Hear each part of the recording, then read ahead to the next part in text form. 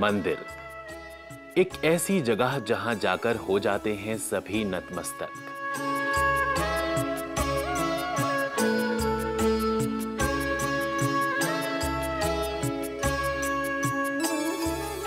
जहां जाने मात्र से ही हो जाती हैं भक्तों की मुरादें पूरी। एक ऐसा पावन स्थान जहां हम सारी चिंताएं भूल बस भगवान के अनुपम स्वरूप और उनकी भक्ति भावना में डूब से जाते हैं।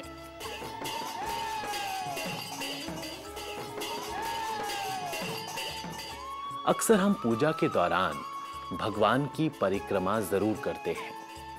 आखिर क्यों करते हैं हम भगवान की परिक्रमा? इससे हमारे जीवन में क्या बदलाव होता है? पूजा अर्चना करने के बाद व्यक्ति मंदिर की परिक्रमा इसलिए करता है कि जो उसके अंदर सात्विकता, धार्मिकता, प्रभु भक्ति, आस्था जागृत हुई है वह आस्था बनी रहे और मंदिर के साथ हम जुड़े रहें। मंदिर परमात्मा का केंद्र है, वहाँ परमात्मा के केंद्र के साथ हम जुड़े रहें। जो व्यक्ति परमात्मा से जुड़ा रहता है वो पाप से, अधर्म से, बुराइयों से बचा रहता है। भगवान की परिक्रमा करने का धार्मिक महत्व तो है ही, साथ ही इसका वैज्ञानिक महत्व भी है। विद्वानों का ऐसा मानना है कि भगवान की परिक्रमा करने से पुण्य मिलता है और पापों का नाश होता है। दरअसल मंदिर में भगवान की प्रतिमा के चारों ओर सकारात्मक ऊर्जा का घेरा होता है। जब हम किसी मंदिर की परिक्रमा करते हैं तो हमारे शरीर में इस ऊर्जा का प्रवेश होता है। मंदिर की परिक्रमा हमें नई शक्ति, नई ऊर्जा, नई प्रेरणा, नया उत्साह, भावना जागृत करती है। परिक्रमा के द्वारा हमारे अंदर नई प्रकार की उमंग आ जाती है, प्रसन्नता आ जाती है और हम ऐसा लगता है कि जैसे परमात्मा को हमने अंदर में आत्मसात कर लिया है। हर क्षण, हर पल परमात्मा हमारे साथ विद्यमान है।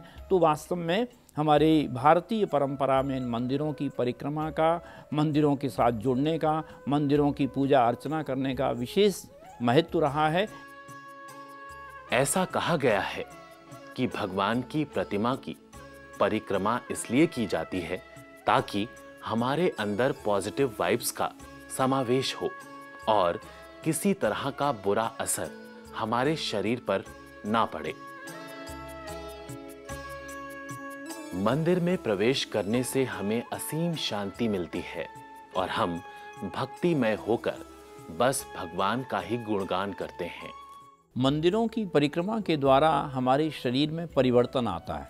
जब हम मंदिर की परिक्रमा करते हैं तो वहाँ से हमें सकारात्मक ऊर्जा, नई शक्ति, नई प्रेरणा, नया उत्साह प्राप्त होता है जो हमारे शरीर में प्रसन्नता देता है, सुख देता है, शांति देता है, बुराइयों से, दोषों से बचाता है। हमारे जीवन में एक प्रकार की उमंग आ जाती है, नया उत्साह आ जाता है और व्यक्ति के अंदर जीवन में सारे दोष हैं दूर हो जाते हैं और उसके अंदर एक नई प्रकार की शक्ति आ जाती है। वैज्ञानिक पक्ष भी इसकी सार्थकता को सिद्ध करते हैं कि इसका संबंध वास्तु और आसपास फैली सकारात्मक ऊर्जा से है।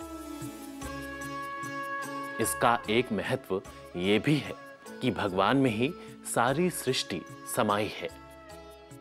हम उनकी परिक्रमा करके ये मानते हैं कि हमने सारी सृष्टि की परिक्रमा कर ली है। मंदिर की परिक्रमा करने के बाद व्यक्ति के अंदर नई ऊर्जा, नई शक्ति, नई प्रेरणा जागृत होती है, सात्विकता जागृत होती है। जो हमें मंदिर से जो प्रेरणा प्राप्त होती है, जैसे हम प्रसाद मंदिर से लेकर के जाते हैं तो प्रसाद हम अकेले नहीं खाते हैं, दूसरों को बांट करके खाते हैं। इसी प्रकार से मंदिर से जो हमें सात्विकता, धार्मिकता, सद्बुद्धि जागृत हुई है वो हमारी बनी रहे। जिस प्रकार से बालक अपना किसी वृक्ष का या किसी का सहारा लेकर के वो चक्कर लगाता है, अगर वो बालक का वो हाथ छूट जाता है, पेड़ से छूट जाता है या खंबे से छूट जाता है तो एकदम गिर जाता है। इसी प्रकार से मंदिर की परिक्रमा का भाव है कि जो व्यक्ति परमात्मा से छूट जाता है, परमात्मा से अलग हो जाता है, नास्तिक हो जाता है, दूर हो जाता है, वह जीवन में न जाने कहाँ जा कर के बुराइयों में, दोषों में और गलत चीज़ों में फंस जाता है। इसलिए परिक्रमा का भाव यही होता है कि हम परमात्मा से जुड़े रहें, मंदिर से जुड़े रहें, अच्छे विचारों से जुड़े रहें।